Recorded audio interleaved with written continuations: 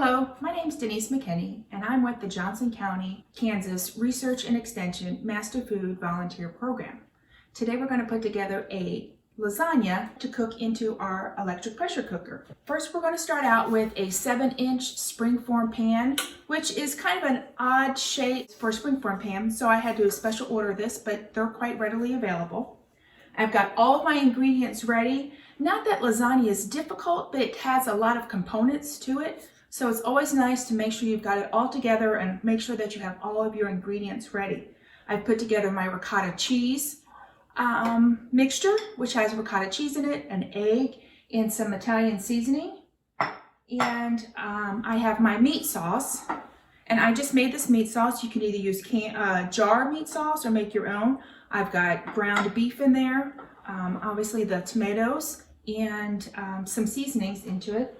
And then I've got my shredded mozzarella cheese and my shredded Parmesan cheese. And of course my lasagna noodles.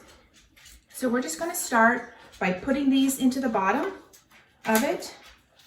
And it's not gonna be perfect, but just cover the most of it, as much of it as possible. And it's not gonna matter at the end. And then I use about 1 cup of sauce over the top of that. And then I'm going to use half of my ricotta cheese mixture. And then I'm going to place about 1 cup of the mozzarella cheese. And then I'm going to repeat that another time.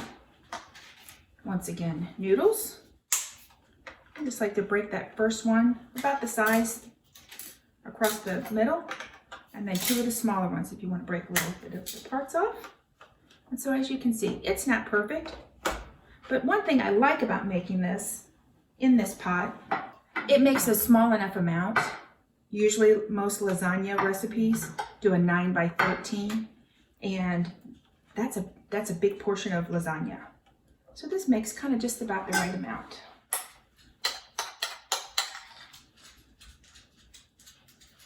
Another cup of mozzarella.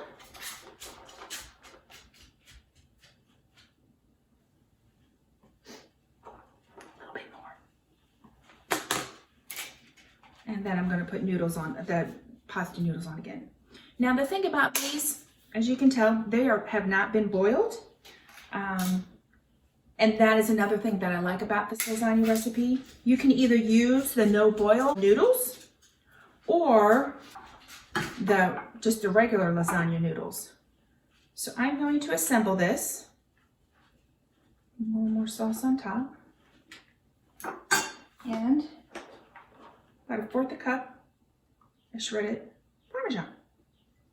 So at this point, I am going to first of all cover the bottom.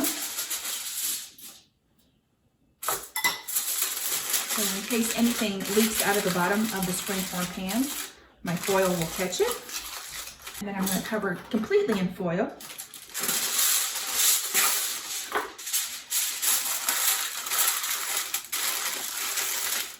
And I'm going to let it sit overnight. And the sauce in there is going to work with the noodles and it's going to soften them up. So overnight, now tomorrow, I can cook this in my electric pressure cooker. Take this and into the refrigerator it goes. Okay, so it's been 24 hours overnight and I've got my lasagna that I've prepared that has been in the refrigerator. I've let it sit out for about 30 minutes so it can kind of come up to room temperature.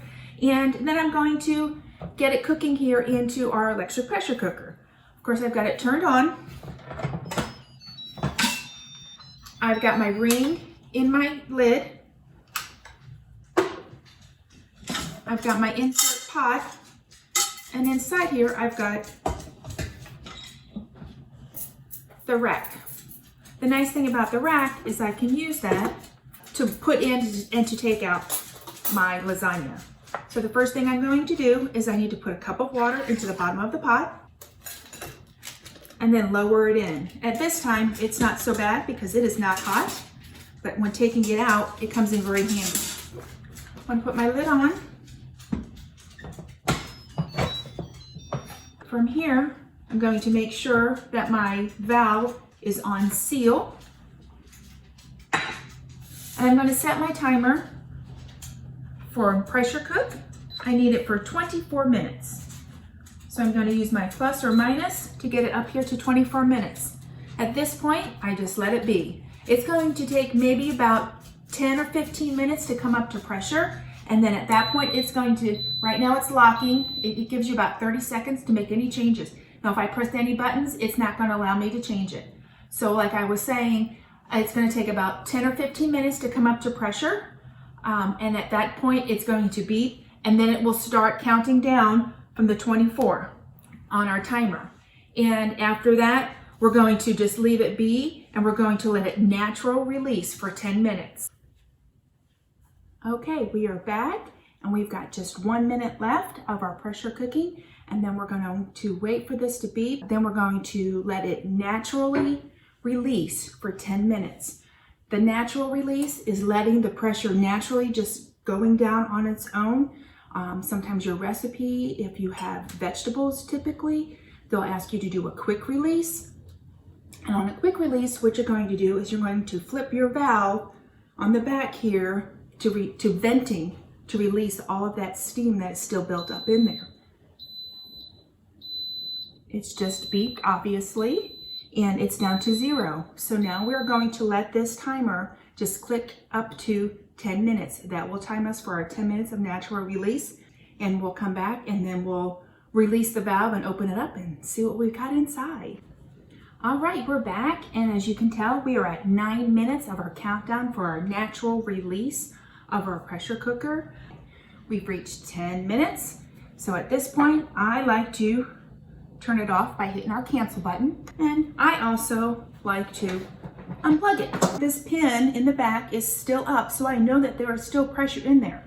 I'm moving over on this side because my pin is on this side. My steam is going to come out here. For safety reasons, you need to make sure that you have a clear pathway for that to go. You don't want to be underneath cabinets because that steam will come out and it can ruin them. So at this point, I can use a wooden spoon or another utensil. Be aware that this hot steam is going to come out.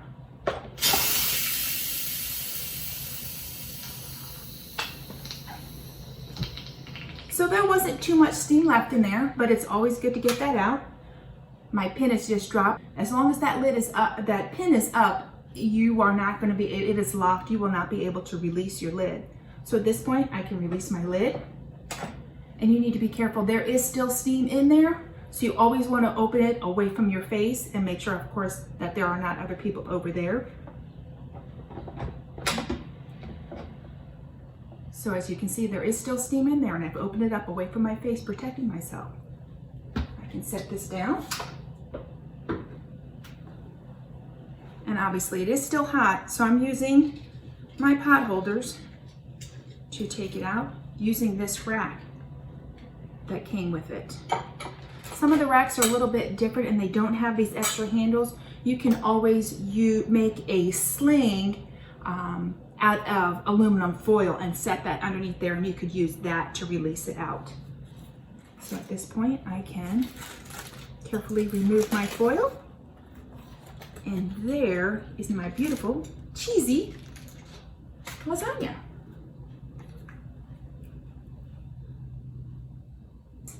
And make sure it's up to 165.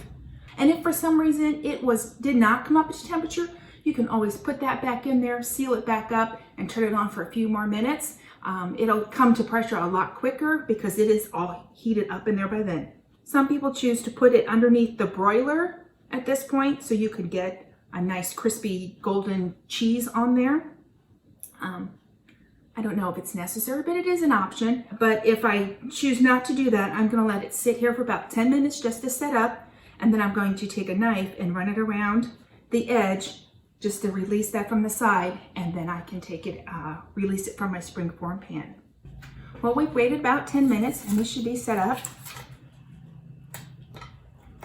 Run a knife along the edge here. Just make sure it's not stuck, which it really does not seem to be at all. Now for the moment, I release my spring form.